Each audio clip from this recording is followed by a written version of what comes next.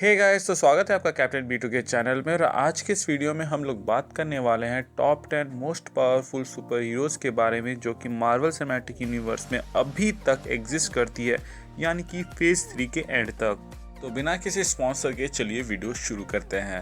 List start करने से पहले मैं आपको पहले ही बता दूं कि ये मेरे अकॉर्डिंगली है, आपके हिसाब से कोई भी हो सकता है और मैं उसकी रिस्पेक्ट करता हूँ। तो चलिए अब लिस्ट शुरू करते हैं। Number 10, Spiderman. अरे नहीं, ये वाला स्पाइडरमैन नहीं। मैं जिस स्पाइडरमैन की बात कर रहा हूँ वो तो थैनोस तक को लात मार चुका है और कल ऑब्सिडियन को टोनी पर अटैक करने से रोक चुका है। बट इतने पोटेंशियल होने के बावजूद ये नंबर 10 पे इसलिए है क्योंकि इसके पास लैक ऑफ एक्सपीरियंस है और टोनी के द्वारा इसे एक टिप मिली थी कि कैप्टन की कमजोरी क्या है, लेकिन फिर भी वो उसका ज़्यादा फायदा नहीं उठा पाया और कुछ पल ही उसके सामने टिक पाया। लेकिन अपनी मूवी एक्सपीरियंस के बल पे उसने जायंट मैन और इबोनी मॉ, जिसने डॉक्टर स्ट्रेंज तक को बंधक बना लिया था, उसे मात दे दी थी। Number 9, black panther. Black panther के कैरेक्टर डेवलपमेंट में इतना ज़्यादा टाइम दे दिया गया कि इसके स्ट्रेंथ को हमें ढंग से कभी दिखाया ही नहीं गया, लेकिन जो दिखाया गया है उसके मुताबिक भी हमें ये बात तो पता चल ही जाती है कि ये फाइटिंग स्किल्स के मामले में MCU के अंदर टॉप 3 सुपर हीरोज़ के कैटेगरी में तो एकदम आराम से फिट जाता है। हैंड टू हैंड कॉम्बैट में इसका कोई जवाब नहीं। प्लस शूरी का बनाया हुआ अपग्रेडेड ब्लैक पैंथर का सूट उसे एक अलग ऊंचाइयों पे ले जाता है। और तो और जो वाकांडा से हर्ब उसने लिया है वो भी उसके बॉडी के स्ट्रेंथ को, ड्यूरेबिलिटी को, इन सब को एनहांस करता है। और इन सब के बाद वो एक राजा है, तो राजा के अंदर इतनी सारी आर्मीज और वाकांडा इतनी डेवलप्ड है कि वो चाहे तो कितने सारे प्लैनेट्स को इन्वेड जरूर कर सकती है। वैसे भी बहुत सारे ऐसे प्लैनेट्स हैं जो अर्थ से भी गए गुजरे हैं। मुझे बस इस बात का अफसोस है कि एवेंजर्स इन्फिनिटी वॉर में एक ऐसा मौका था जहां पर हम ब्लैक पैंथर सूट की लिमिटेशंस को जान पाते हैं, जहां पर अगर थैनोस पावर स्टोन की एनर्जी को यूज़ करके उससे ब्लैक पैंथर को मारता और उसका वो सूट उसे एब्जॉर्ब कर रहा होता तो हमें ये पता चल जाता कि कितने हद तक वो सूट ड्यूरेबल है, कि पावर स्टोन के पावर को एब्जॉर्ब कर पा रहा है, ताकि उसके सूट की लिमिटेशंस के बारे में हमें पता चलता। लेकिन थैनोस ने इतनी जोर से पंच किया कि ब्लैक पैंथर के सूट में जितनी काइनेटिक एनर्जी थी वो सब की सब अर्थ पर जा निकली। अब आते हैं नंबर 8 पे। नंबर 8 पे है एंटमैन। ये कुछ लोगों के लिए अनएक्सपेक्टेड होगा और कुछ लोग इसे एक्सेप्ट भी कर लेंगे, क्योंकि एवेंजर्स एंड गेम में हम लोगों ने देखा था कि जायंट मैन बनकर उसने एक पंच से एक पूरे लेवियाथन को गिरा दिया था। और ऐसा करने वाला इससे पहले सिर्फ हल्क था जिसने एवेंजर्स मूवी में ऐसा किया था, जिसे देख के हम हल्क के फैन बन गए थे। इसके अलावा उसने अपने पैरों तले कल ऑब्सिडियन को कुचल डाला था। तो भाई इसके अंदर कुछ तो बात है। एंड मैं जिस फीट के बेसिस पे उसे नंबर 8 पे रख रहा हूँ वो है ब्लैक होल क्रिएट करने की कैपेबिलिटी। और अगर आप लोगों को नहीं मालूम है कि वो ब्लैक होल क्रिएट कर सकता है तो डेफिनेटली या फिर मोस्ट प्रोबेबली आप लोगों ने मेरा हाउ पावरफुल इज एंटमैन वाली वीडियो नहीं देखी है, जिसमें मैंने एक्सप्लेन किया था कि वो एक ब्लैक होल क्रिएट कर सकता है, शर्ते उसकी खुद की भी वाट लग जाएगी। और यही वो कारण है जिसके वजह से वो नंबर 8 पे है। नहीं तो ब्लैक होल से तो यहाँ इस लिस्ट में मौजूद कितने सारे कैरेक्टर्स हैं जो बच भी नहीं सकते थे, एटलीस्ट उनके MCU फॉर्म। तो अगर आपको वो वीडियो देखना है तो आपको वो कमेंट सेक्शन में पिन मिल जाएगा, इन डिस्क्रिप्शन में भी मिल जाएगा और आई बटन में भी शो भी हो रहा होगा। तो अब चलते हैं हमारे अगले कैंडिडेट की ओर, जो कि है नंबर 7 और वो है हल्क। हल्क की पावर अगर आप लोग देखें तो समय के साथ घटा दी गई है ऐसा लोगों को लग रहा है, लेकिन मेरे ख्याल से उसे और बढ़ा दिया गया है, बस उसे ढंग से दिखाया नहीं गया। हल्क की स्ट्रेंथ मुझे बताने की जरूरत नहीं है क्योंकि उसने टो टू टो थॉर से लड़ा हुआ है, एक लेवियाथन को एक पंच से रोक दिया गया है, और तो और उसकी स्ट्रेंथ मैंने एक अलग सी वीडियो में बताई हुई है। लेकिन उसके स्ट्रेंथ में क्या ग्रोथ हुई है इस बात का अंदाजा आप इस बात से लगा सकते हैं कि जब थॉर आगे बढ़ रहा था स्नैप करने के लिए, तब टोनी उसे रोक के कहता है कि उस गॉन्टलेट के अंदर इतनी एनर्जी फ्लो हो रही है कि वो पूरे कंटिनेंट को उड़ा दे। और उसी गॉन्टलेट को पहन के हल्क स्नैप करता है, जिसके बाद उसका एक हाथ ऑलमोस्ट डैमेज सा हो जाता है। जिसके बावजूद वो जब फाइनल सीन वहाँ पे चल रहा होता है तभी वहाँ पर एक चितौरी चेरियट को पकड़ के जमीन में पटक मारता है। हाल ही में इन्फिनिटी सागा की कलेक्शन जब रिलीज कर दी गई तो हमें यहाँ पर पता चलता है कि एक अल्टरनेट सीन जो कि था जिसमें कल ऑब्सिडियन और हल्क बस्टर के अंदर ब्रूस बैनर लड़ रहे होते हैं, लेकिन मूवी में हमें ये दिखाया जाता है कि वो ब्रूस बैनर ही अपनी दिमाग से कल ऑब्सिडियन को हराता है। लेकिन एक अल्टरनेट सीन शॉट किया गया था जिसके तहत हमें ये दिखाया जाता कि हल्क बस्टर आर्मर के अंदर से हल्क बाहर निकलता है और वो कल ऑब्सिडियन को अपने दिमाग के बल पे उसे हराता है। असल में यहाँ पे हमेशा हमें हल्क की स्ट्रेंथ दिखाई जाती, लेकिन पहली बार उसकी चतुराई यहाँ पर दिखाई जाती। और आप इस बात को समझ ही सकते हैं कि अगर किसी कैरेक्टर के पास स्ट्रेंथ प्लस ब्रेन हो तो वो कितना धमाल मचा सकता है। बट फिर भी दिल के एक कोने में ज़रूर लगता है, क्योंकि हम उस हल्क के फ़ैन बने थे जो स्मैश स्मैश स्मैश करता है और ये हल्क ट्यू ट्यू ट्यू करता है। अब आते हैं नंबर 6 की ओर, जो कि है आयरन मैन। अब इसके बारे में मैं जितना भी कहूँगा वो कम पड़ने वाला है। Basically he is a kind of godfather to MCU। और इसके स्ट्रेंथ के बारे में क्या कहना, ये पहला कैरेक्टर था जिसने थैनोस को ऑन स्क्रीन मार के उसका खून निकाला था। 4 इन्फिनिटी स्टोन्स पहने हुए थैनोस से अकेले भिड़ने की गुस्ताखी की थी। इतना ही नहीं, वो इतने फ्यूचरिस्टिक थे कि उन्हें मालूम था कि भविष्य में कभी ऐसा हो सकता है कि जब वो एग्जिस्ट ना करेंगे, तो उन्होंने एडिथ बना के गए हुए थे।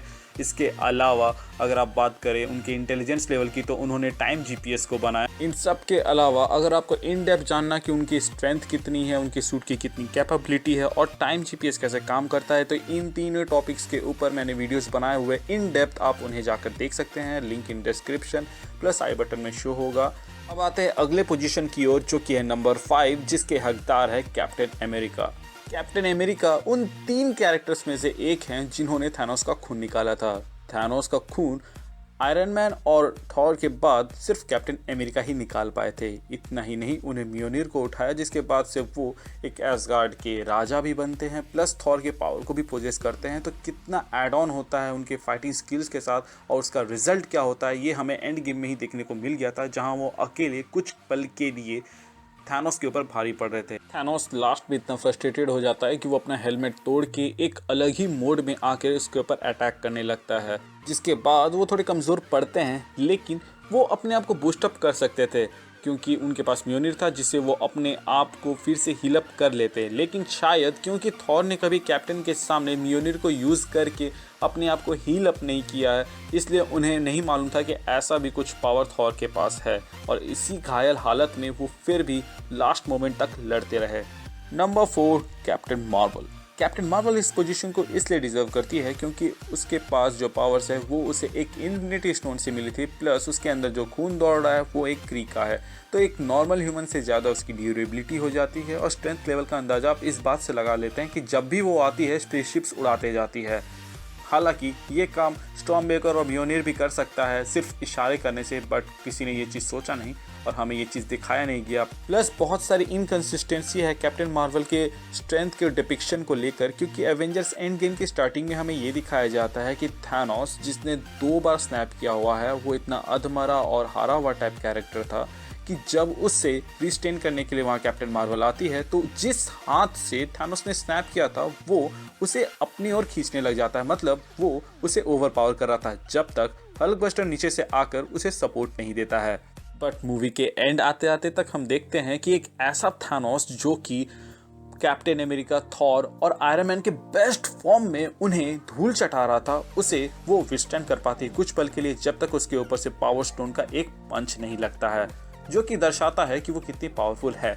और तो और अगर हम देखें तो उनके स्पीड को भी लेके बहुत ज़्यादा इनकन्सिस्टेंसी है, क्योंकि जब वो गॉन्टलेट लेकर जा रही होती है उस व्हीकल की ओर, थैनोस अपने स्वॉर्ड को फेंक के उसे डिस्ट्रॉय कर देता है।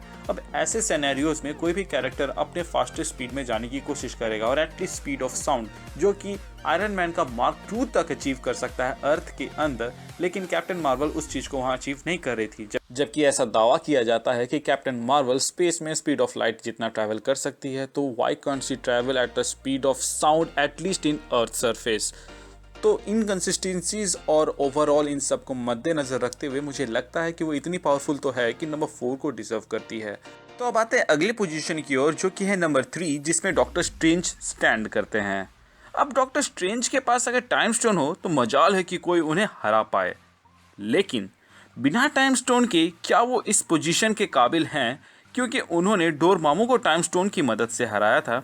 और इसके बाद जब इन्फिनिटी वॉर में जब वो थानोस से लड़ रहे थे, जिसके पास 4 इन्फिनिटी स्टोन्स थे और उन्होंने वहाँ पर इन्फिनिटी स्टोन यानी कि अपना टाइम स्टोन इस्तेमाल नहीं किया था, तो अपने पावर्स को यूज़ कर रहे थे।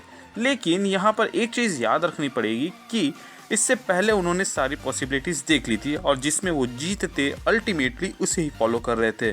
तो इन दैट वे उन्हें हर एक अटैक और उसे कैसे टैकल करना है, इन सब के बारे में पहले से ही मालूम था। तो क्या ये फाइट फेयर मानी जाएगी? तो जिस तरह अगर आपको कल आ रहे क्वेश्चंस का जवाब पहले से मालूम होता है क्योंकि आप उसके लिए प्रिपरेशन कर लेते हैं, तो इसके लिए भी आपके पास नॉलेज होना चाहिए, तभी आप उसे समझ कर याद रख पाओगे। तो उसी तरह डॉक्टर स्ट्रेंज के पास भी इतनी नॉलेज और इतनी पावर थी कि वो थानोस के हर एक अटैक को रोक सके। तो डेफिनेटली डॉक्टर स्ट्रेंज पावरफुल तो थे और उनके पास स्ट्रेंथ भी है। और रही बात बिना टाइम स्टोन के उन्होंने क्या किया, तो एक चीज़ जो हमें नहीं दिखाई गई थी वो थी 1000 बार उनका मरना डोरमामू के सामने, और हर बार मरने से पहले अलग अलग स्पेल्स को ट्राई करना, और वो भी डार्क डायमेंशन के राजा डोरमामू के सामने। और डोरमामू के सामने 1 मिनट भी टिकना बहुत बड़ी बात होती है, और वहाँ पे उतने सारी चीज़ों का प्रैक्टिस करने के बाद ही वो इतने पावरफुल बन जाते हैं कि वो सॉर्सरर सुप्रीम कहलाते हैं। उन्होंने जितनी भी नॉलेज गेन की थी उन सब का प्रैक्टिकल और प्रैक्टिस दोनों डोरमामू के सामने कर लिया था, और इसीलिए वो एक स्किल्ड फाइटर भी है। अब आते हैं नंबर 2 पोजीशन की ओर, जिसमें स्टैंड करती है वांडा। अब वांडा के बारे में मैं क्या बताऊं, जिसने थानोस तक को मजबूर कर दिया था कि अपने ट्रूप्स की कुर्बानी देने के लिए। और इतना अगर कम लग रहा है तो मैं सिर्फ इतना बता दूं कि उसने एक हाथ से इन्फिनिटी स्टोन को तबाह किया था, तो दूसरे हाथ से उस कैरेक्टर को रोका था जिसके पास 5 इन्फिनिटी स्टोन्स थे। ऐसा भी नहीं था कि वो 5 इन्फिनिटी स्टोन में से कोई भी स्टोन वो यूज़ नहीं कर रहा था, वो वहाँ पर स्टोन यूज़ करके आगे बढ़ने की कोशिश भी कर रहा था। लेकिन वांडा माइंड स्टोन डिस्ट्रॉय करने में कामयाब हो जाती है, जो कि उसके स्ट्रेंथ लेवल को दिखाती है। अब जो इन्फिनिटी स्टोन्स पूरे यूनिवर्स लेवल में केओस मचा सकती है, उसे डिस्ट्रॉय करने वाले पावर रखने वाले कैरेक्टर को हम नज़रअंदाज नहीं कर सकते। और हाल फिलहाल में ही एक इंटरव्यू के दौरान केविन फाइगी जी ने ये कहा था कि वो सबसे स्ट्रॉन्गेस्ट अवेंजर या फिर कहीं कैरेक्टर है, जो कि बात बात में पलटते रहते हैं। किसी ज़माने में उन्होंने कैप्टन मार्वल को स्ट्रॉन्गेस्ट कहा था और आज स्कारलेट विच। बट क्योंकि ये मेरी लिस्ट है तो इसे मैं अपने हिसाब से रख रहा हूँ, और यहाँ पर मेरे ख्याल से वांडा 2nd पोजीशन होल्ड करने लायक है। और अब आता है नंबर 1, जो कि है obviously God of thunder. Thor को लेकर अगर मुझे बताना पड़ जाए तो मुझे मालूम नहीं कि आप लोग मार्वल सिनेमैटिक यूनिवर्स में क्या क्या देखा, क्योंकि थॉर प्रेजेंटली एक ऐसा कैरेक्टर है जो सिर्फ अगर खड़ा रहे किसी प्लैनेट पे और बाय फर्स्ट खोल दे तो वो प्लैनेट तबाह हो जाएगा, जिसके बारे में हमें थॉर 1 वाली मूवी में ही पता चल गया था, जहां पर लोकी ने योटरहाइम के ऊपर बाय फर्स्ट खोल दिया था और वो तबाह हो रहा था, और इस चीज़ को रोकने के लिए वहाँ पर थॉर और लोकी लड़ते हैं। तो बेसिकली सिर्फ अपने स्टॉर्म ब्रेकर की मदद से वो एक प्लैनेट तबाह कर सकता है, क्योंकि स्टॉर्म ब्रेकर के पास पावर है बायफॉस्ट समन करने की। और हमें ये भी पता चला था एंड गेम मूवी के अंदर कि अगर एक ही रियलिटी में एक ही प्रेजेंट टाइम में मियोनिर और स्टॉर्म ब्रेकर रहेगा तो वो उन दोनों को समन कर सकता है। एवेंजर्स इन्फिनिटी वॉर में थानोस के सीने में डायरेक्ट स्टॉर्म ब्रेकर गोदना, और तो और मैलिकेट और हेला जैसे कैरेक्टर्स के सामने भीड़ कर जिंदा किसी तरह बच जाना कोई आम बात नहीं। आप इन सब कैरेक्टर के सामने किसी एक कैरेक्टर को अकेले खड़ा कर दे तो शायद ही वो उतना देर तक टिक पाए। मुझे मालूम है एंड गेम के अंदर आप लोगों ने देखा कि थानोस के सामने किस तरह थॉर पूरी तरह से पिट रहा था, जिसका मकसद ये था कि ये दिखाना कि थानोस कितना पावरफुल है। बट लोगों ने इसे गलत समझा और उन्हें लगने लगा कि थॉर ही कमज़ोर हो गया, जबकि रूसो ब्रदर्स ने भी कहा कि थॉर अपने सबसे मोस्ट पावरफुल फॉर्म में था एवेंजर्स एंड गेम के अंदर। आपने वो कहावत तो सुनी ही होगी, डोंट जज a book by its cover. आप लोगों ने सोचा होगा कि थॉर बेवड़ा है, मोटा हो गया है, तो वो थोड़ा कमज़ोर हो गया, लेकिन बिलीव मी गाइज, वो अपने मोस्ट पावरफुल फॉर्म में था। एंड आने वाले समय में वो और इंक्रीज होगा ही, क्योंकि वो एक एस्गार्डियन है और एज के साथ उसकी ताकत और बढ़ती जाती है। और शायद ही इस लिस्ट में मौजूद कोई भी ऐसा कैरेक्टर हो सकता है कि जो कि न्यूट्रॉन स्टार के फुल एनर्जी को सह सके जितनी देर तक थॉर वहाँ पर उसे सह पाया था। सो गाइज, ये तो थी मेरी लिस्ट, जिसमें मैंने अपने top 10 most powerful characters Marvel cinematic universe में फेज 3 के एंड तक जो एग्जिस्ट करते हैं उनके नाम दिए हैं। आपको क्या लगता है आप मुझे कमेंट सेक्शन के जरिए बता सकते हैं और अपनी लिस्ट वहाँ पर डाल सकते हैं। ऐसा लगा आपको मेरा ये वीडियो, वो भी मुझे कमेंट सेक्शन के जरिए बता सकते हैं। और अगर आप मेरे चैनल पे नए हैं तो चैनल को सब्सक्राइब करना ना भूलें, और पुराने हैं तब तो आपको मालूम ही होगा कि हमारे चैनल का मोटो क्या है, लोगों की मदद करें, अपना अपना ख्याल रखें और कीप मूविंग फॉरवर्ड का रट लगाकर आगे बढ़ते रहें। Thank you for watching this video. Stay tuned.